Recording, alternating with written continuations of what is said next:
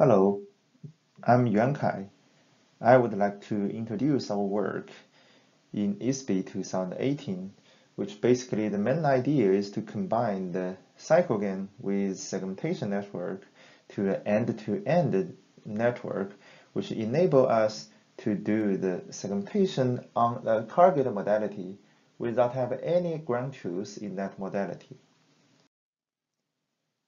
The synthesis, or you can call it domain adaptation computer vision, has been applied on the medical image community.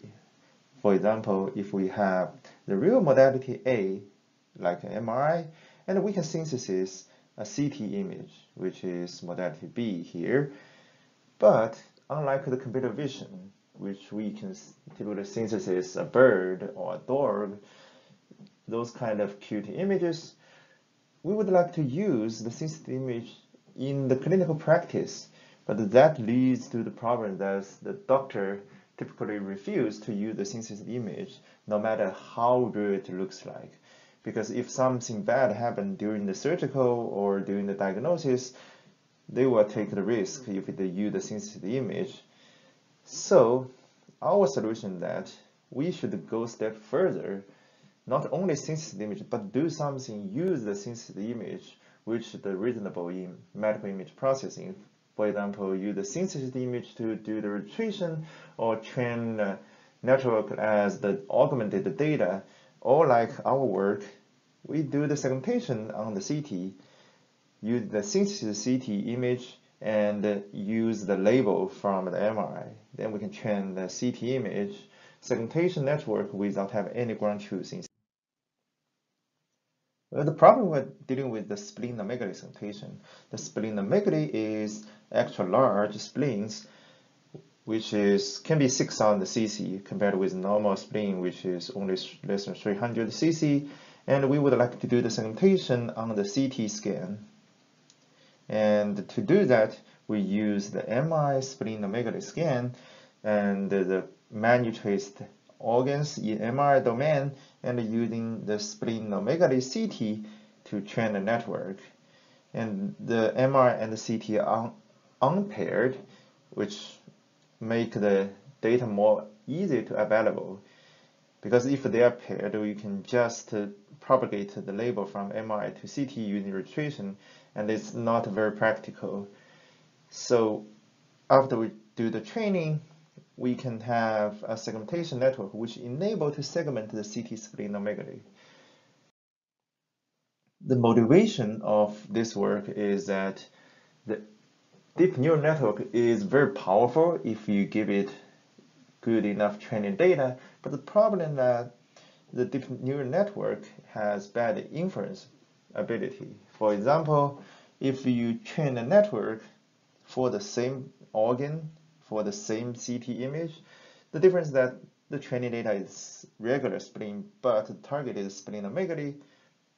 Well, no matter the traditional multi-attitude segmentation or the deep learning method, we cannot get the good segmentation for the splenomegaly. Well, to solve this problem, the naive way is, well, we can hire a person or group of person to manually trace some splenomegaly CT scans as training data. Then in this case, we can get pretty good segmentation using the Atlas or deep learning method. Well, in our image modality society, we are typically dealing with the multimodal images. So which means it gives us the benefit that for the same organ or the same anatomy, we have different sequences. In that case, we might already have the manual traced label on one modality. For example, if we already have the traced organs on MRI splenomegaly, and we can use that to train the CT segmentation network without trace whole bunch of CT scans. And the advantage of this method is we don't need paired MRI or CT images, which make the work more realistic.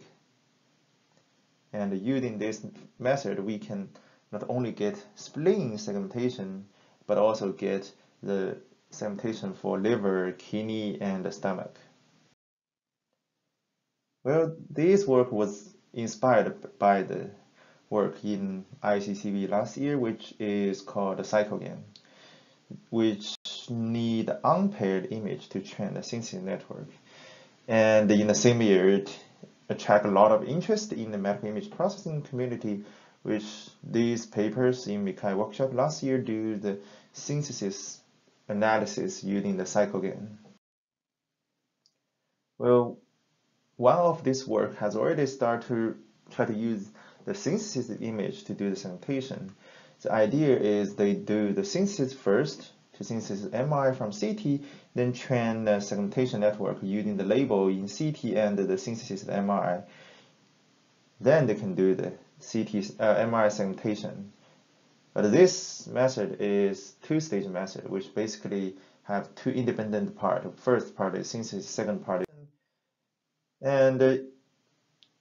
well, of course, you can think this as two independent steps, but in our philosophy, the good segmentation means you have good synthesis.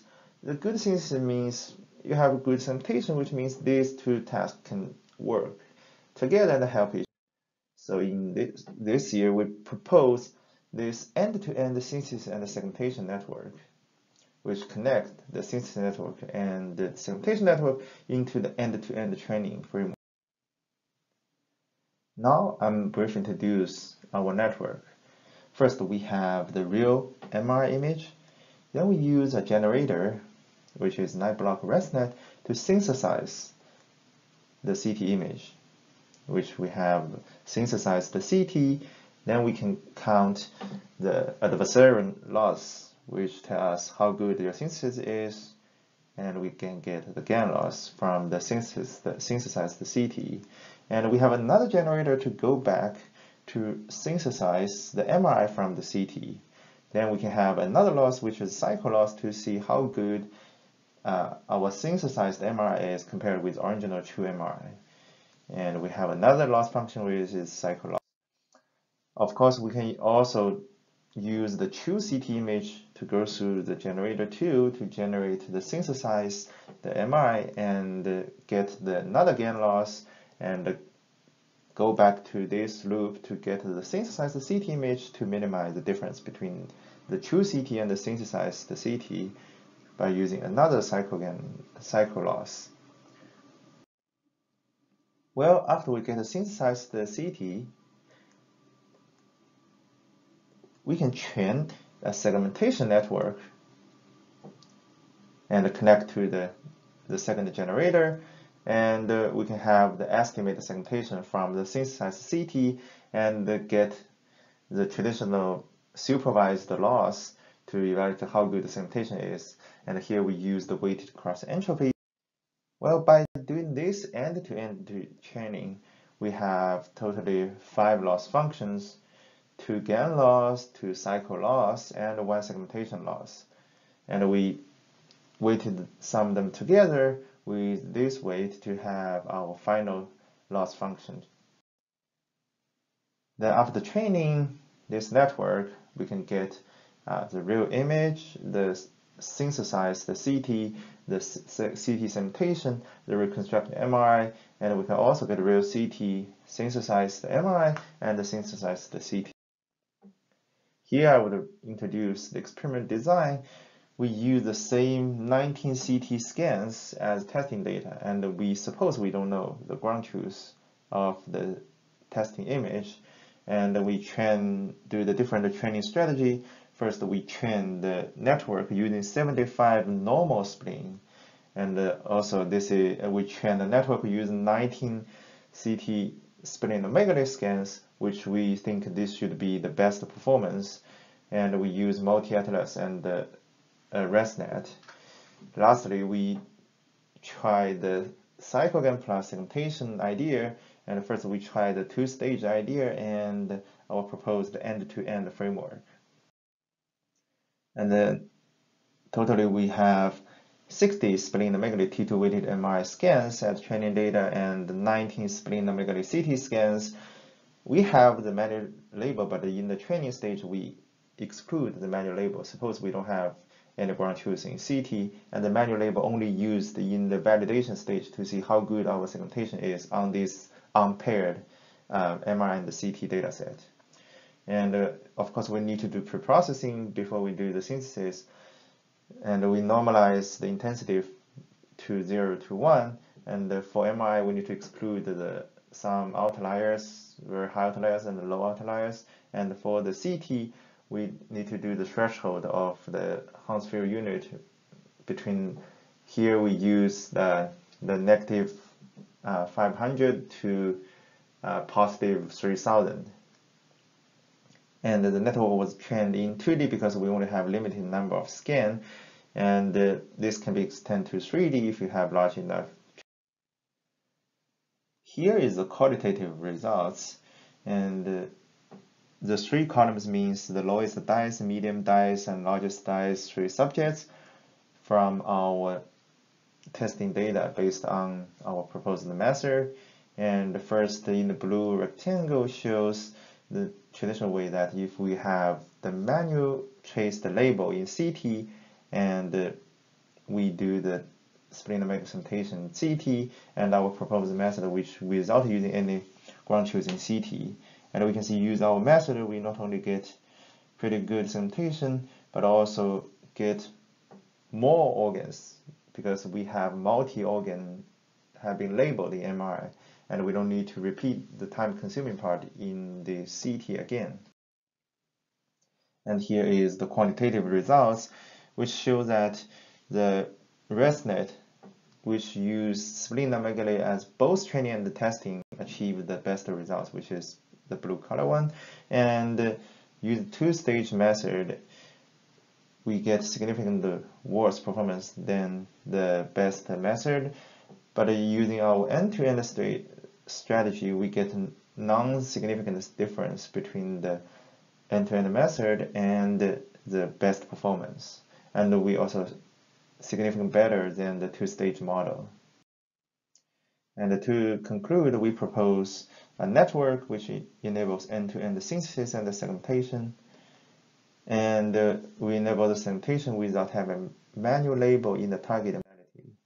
And thank you for your attention, and you can see the paper, presentation, and the code from the following website. Thank you so much.